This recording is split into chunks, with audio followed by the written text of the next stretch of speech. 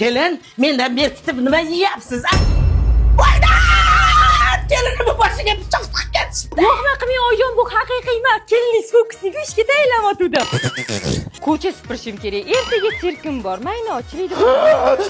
Zebo kimsanga lapatga tiqib ketdi. Xotiram, bu yasalgan. Серьезно? Da mana qarang, mana qarang. Kelinni kashflikida necha pul bor ekan ko'raychi. Kelin turing, bitta fokus ko'rsating. Oyijon, yarim kechasi nima kerak sizga? Menga emas, mahalladagilarga. Sizni fokuslaringizga toksikoz bo'lib qoldim-da. Mendan berkitib chips yeyaptimi? Voy! Ikkinchi birovni chipsiga tegmayman. Qarang, ichida hech narsa yo'q, lekin bundoq qilaman, ichidan quyon chiqib keladi. Qanaqa qilasan buni? Quyonga buni 6 yil o'rgatganman. 6 yil. Boshingiz qazg'oq bo'lib ketibdi-a?